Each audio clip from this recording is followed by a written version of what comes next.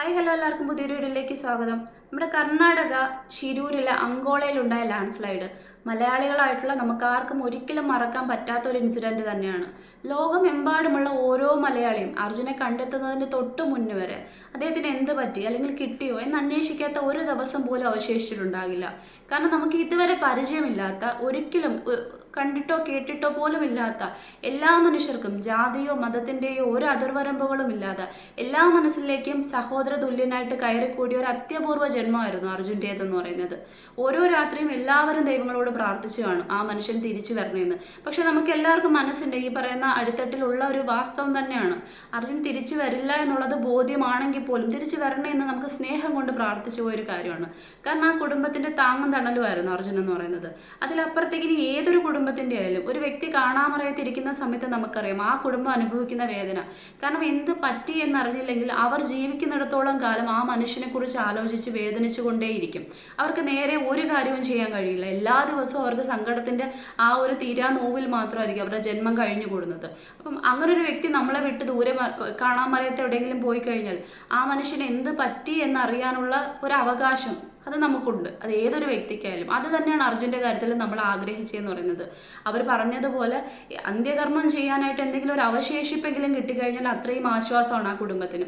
72 ദിവസത്തിന് ശേഷം അങ്ങനെ ഒരു സംഭവം കിട്ടിയത് നമുക്കറിയാവുന്നതാണ്.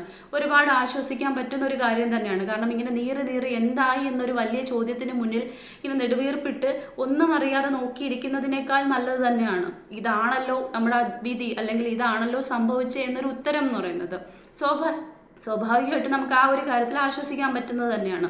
ഇനി എല്ലാ ഭരണകൂടങ്ങളും അതിന് കൃത്യമായിട്ട് കൂടെ നിന്ന സമയത്ത് ഒരുപാട് ഭരണകൂടത്തിൻ്റേതല്ലാത്ത ഒരുപാട് രക്ഷാപ്രവർത്തകരായിട്ടുള്ള മനുഷ്യരും കൂടെ നിന്നിട്ടുണ്ടായിരുന്നു. അതിൽ ഏറ്റവും കൂടുതൽ എനിക്കൊന്ന് ഭരണകൂടത്തിനെ എടുത്ത് അവർ ചെയ്തിട്ടുണ്ട്, ബാക്കി രക്ഷാപ്രവർത്തകരൊക്കെ ചെയ്തിട്ടുണ്ടെങ്കിൽ പോലും മനാഫ് എന്ന് പറയുന്ന ഒരു ഇക്കയെ മറന്നുകൊണ്ട് ഇതിലേക്ക് ഒരിക്കലും മാറ്റി നിർത്താൻ കഴിയാത്തൊരു മുഖമാണ്.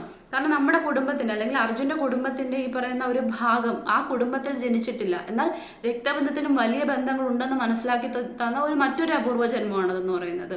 കാരണം എല്ലാ കുടുംബത്തിനെ സ്വന്തം കുടുംബത്തിനെ ആയാലും ബിസിനസ്സിനെ എല്ലാം വിട്ടെറിഞ്ഞു പോയിട്ട് എല്ലാ സമയത്തും കൂടെ നിന്നൊരു വ്യക്തി. ഇപ്പം നമുക്കറിയാം ഏറ്റവും കൂടുതൽ ഈ പറയുന്ന സോഷ്യൽ മീഡിയയിൽ ചർച്ചയായിക്കൊണ്ടിരിക്കുന്നത് അർജുൻ്റെ അനുജത്തി പറഞ്ഞൊരു വാക്കുകളാണ്. അതിനെനിക്ക് മറ്റൊരു തരത്തിലേക്ക് വക്രീകരിച്ച് പറയാനൊന്നും താല്പര്യമില്ല.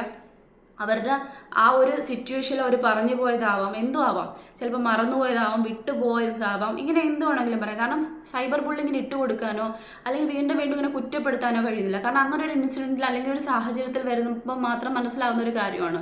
എന്തുകൊണ്ട് അവർ വിട്ടുപോയി എന്നുള്ളത് നമ്മൾ കുറ്റപ്പെടുത്തുന്നതിനേക്കാൾ നല്ലത് അവർ സ്വയം ആലോചിക്കുക എന്നുള്ളതാണ്, അവർക്ക് തെറ്റ് പറ്റിയോ ഇല്ലേ എന്നുള്ളതാണ്.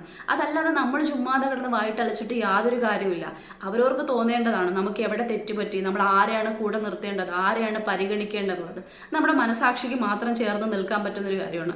അർജുൻ എന്ന് പറയുന്ന ഒരു വ്യക്തിയെ സംബന്ധിച്ചിടത്തോളം എനിക്ക് തോന്നുന്നു ആകാശത്തിരുന്നുകൊണ്ട് അല്ലെങ്കിൽ മുകളിലിരുന്നുകൊണ്ട് പരലോകത്തിരുന്നുകൊണ്ട് ആ മനുഷ്യനെ ഏറ്റവും കൂടുതൽ ചേർത്ത് പിടിക്കാൻ ശ്രമിക്കുന്നതിൽ ഒരു വ്യക്തി മനാഫിക്ക തന്നെയായിരിക്കും. അതുകൊണ്ട് ആ വിഷയം അവിടെ നിർത്താം. ഞാനിപ്പം പറഞ്ഞുകൊണ്ടിരിക്കുന്ന വിഷയം എന്തെന്ന് ചോദിച്ചു കഴിഞ്ഞാൽ അർജുനൊപ്പം ആ ഗംഗാവലി നദിയുടെ അടിത്തട്ടിലേക്ക് ആഴ്ന്നിറങ്ങിപ്പോയ 2 വ്യക്തികൾ കൂടി അവിടെ ഉണ്ട് ബാക്കി. അതിലൊരു വ്യക്തിയാണ് ജഗന്നാഥൻ എന്ന് പറയുന്നത്. ഇവിടെ ഇപ്പോൾ ഈ ഇഷ്യൂ അല്ലെങ്കിൽ ഈ ഒരു വിഷയം ഞാൻ എടുത്തിടാനുള്ള കാരണം റീച്ചിന് വേണ്ടിയിട്ടോ അല്ലെങ്കിൽ ബാക്കി ഒരു കാര്യത്തിന് വേണ്ടിയിട്ടല്ല. ദയവ് ചെയ്ത് ഈ വീഡിയോ കാണുന്ന ആൾക്കാർ ഒന്ന് ഷെയർ ചെയ്യുക, ലൈക്ക് ചെയ്യുക. ഇത് ഞാൻ പറയുന്നതിൻ്റെ കാരണം എന്തെന്ന് ചോദിച്ചു കഴിഞ്ഞാൽ കഴിഞ്ഞ ദിവസം പല വീഡിയോകളായിട്ട് ഞാൻ കണ്ട കാര്യമാണ്. നമ്മൾ ഇങ്ങനെ ഷെയറോ ലൈക്കോ ചെയ്യാതെ ചുമ്മാതിട്ടിരിക്കുന്ന വീഡിയോസ് എങ്ങും എത്തില്ല എന്ന്. ഈ ഒരു വീഡിയോ എവിടെയെങ്കിലും എത്തണമെന്ന് ഞാൻ ആഗ്രഹിക്കുന്നതിൻ്റെ കാരണം ഒരു കാര്യം മാത്രമാണ്, ആ ജഗന്നാഥൻ്റെ കുടുംബത്തിന് വേണ്ടി മാത്രമാണ്, അല്ലാതെ മറ്റൊരു തരത്തിലും ഒരു കാര്യത്തിനുമല്ല. ഈ വളച്ചൊടിക്കുന്നവർക്ക് വേണമെങ്കിൽ വളച്ചൊടിക്കാം. എൻ്റെ മനസാക്ഷി എനിക്കറിയാവുന്നിടത്തോളം കാലം എനിക്കത് നോവുകയില്ല. അപ്പം ഞാനിതൊരു വാർത്ത കണ്ടിരുന്നു, ആ വാർത്തയുടെ ബേസിലാണ് ഈ ഒരു വീഡിയോ ഞാൻ ചെയ്യുന്നത്. കാരണം നമ്മുടെ സർക്കാർ ചെയ്ത ഒരു വലിയൊരു കാര്യമുണ്ട്, ഒരു മഹത്തായ കാര്യം തന്നെയാണ്, അഭിനന്ദിക്കേണ്ട കാര്യം തന്നെയാണ്. അർജുൻ്റെ അവശേഷിപ്പ് അല്ലെങ്കിൽ ബോഡി കിട്ടുന്നതിന് മുന്നേ തന്നെ കൃഷ്ണപ്രിയയ്ക്ക് അല്ലെങ്കിൽ ആ കുടുംബത്തിൻ്റെ താങ്ങ് ആ ഒരു വ്യക്തിയാണ് എന്നുള്ളത് ഒരു കാഴ്ചപ്പാടിൽ നിന്നുകൊണ്ട് തന്നെയാണ് ആ പെൺകുട്ടിക്ക് ഒരു ജോലി നൽകിയതെന്ന് പറയുന്നത്. അപ്പോൾ സ്വാഭാവികമായിട്ടും നമ്മുടെ സർക്കാർ എടുത്തത് വലിയൊരു തീരുമാനം തന്നെയാണ്. എന്നാൽ കർണാടക സർക്കാർ ചെയ്തത് എന്തെന്ന് ചോദിച്ചു കഴിഞ്ഞാൽ കുറ്റപ്പെടുത്തലല്ല അവിടെ നടക്കുന്നത്, അത് ആദ്യം മനസ്സിലാക്കുക. കർണാടക സർക്കാർ കൂടായി പറയുന്ന MLA എന്ന് പറയുന്ന വ്യക്തി അവിടെ നിന്നതും ബാക്കി കാര്യങ്ങളൊക്കെ ചെയ്തതും വലിയ കാര്യം തന്നെയാണ്. അവസാനം അർജുൻ്റെ കൂടൊപ്പം അന്ത്യയാത്രയ്ക്ക് അതിലും പങ്കെടുക്കാൻ വന്നൊരു വ്യക്തിയാണ്. അതിലപ്പുറത്തേക്ക് കർണാടക സർക്കാർ ഒരു 5 ലക്ഷം രൂപ പ്രഖ്യാപിച്ചിട്ടുണ്ട്, അത് കൊടുത്തിട്ടുണ്ടെന്നാണ് എനിക്ക് തോന്നുന്നത് അവർക്കൊരു സഹായം എന്നുള്ള നിലയിൽ. അപ്പം കർണാടക സർക്കാർ അവിടെ വെച്ച് മരിച്ചുപോയ അല്ലെങ്കിൽ അവിടെ പോയി ജീവൻ ഇല്ലാതായി പോയ ഒരു വ്യക്തിയായ അർജുന്, കേരളത്തിലെ വ്യക്തിക്ക് 5 ലക്ഷം രൂപയുടെ സഹായം നൽകുന്ന സമയത്ത് സ്വന്തം നാട്ടിലുള്ളവരെ കൂടി മറക്കാതിരിക്കുക എന്നുള്ളതാണ്. ചിലപ്പോൾ മേ ബി അവരിനി ചെയ്യുമായിരിക്കും. അതിനുള്ളൊരു ഓർമ്മപ്പെടുത്തലാണ് എന്ന് പറയുന്നത്. നമുക്കറിയാലോ, ചില സമയങ്ങളിൽ സാധാരണ ജനങ്ങൾക്ക് ഈ പറഞ്ഞ സർക്കാരിൻ്റെ ഇടയിലേക്കോ മറ്റുള്ള സ്ഥലങ്ങളിലേക്കോ എത്താതിരിക്കുന്ന സമയത്താണല്ലോ മീഡിയേറ്റർ പോലെ മീഡിയാസ് ആയാലും ഈ പറഞ്ഞ സോഷ്യൽ മീഡിയ ആയാലും കൂടുതലായിട്ട് അവിടെ ഒരു പ്രാധാന്യം അർഹിക്കുന്നതെന്ന് പറയുന്നത്. ഒരാൾ ചർച്ച ചെയ്യുമ്പം ഈ വീഡിയോ കാണുമ്പോൾ മറ്റൊരാൾക്കും സംസാരിക്കാൻ തോന്നും.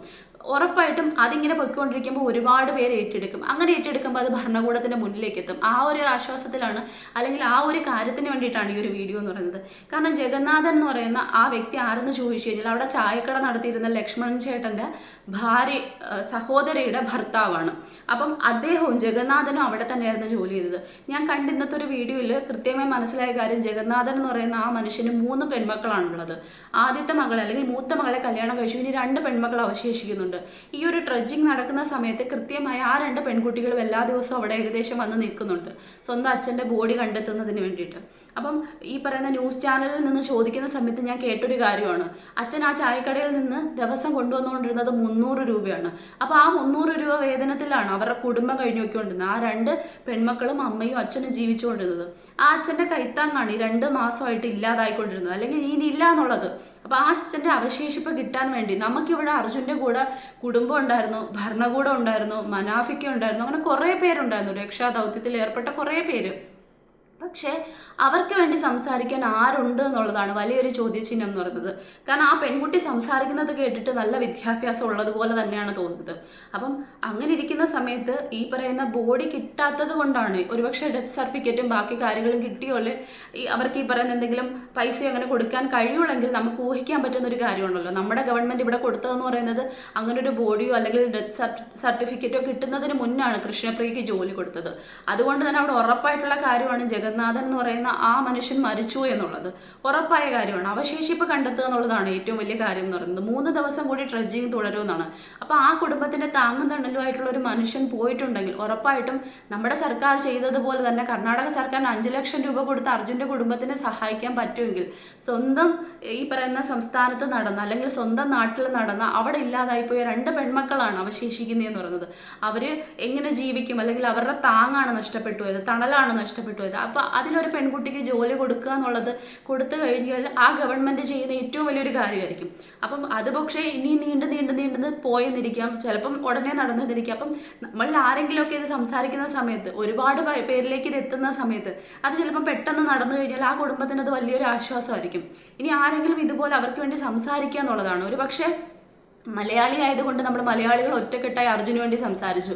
അർജുനെ തിരിച്ചു കിട്ടി. ചിലപ്പം നമുക്കറിയാം ഓരോ വിഷയങ്ങളും നമ്മുടെ നാട്ടിലായ പോലും നടക്കുമ്പോഴത്തേക്ക് ഇപ്പോൾ വയനാട് ദുരന്തത്തെ എടുത്തു കഴിഞ്ഞാലും ഒരാഴ്ച നടന്നു സംസാരം, ചർച്ച, 2 ആഴ്ച നടന്നു.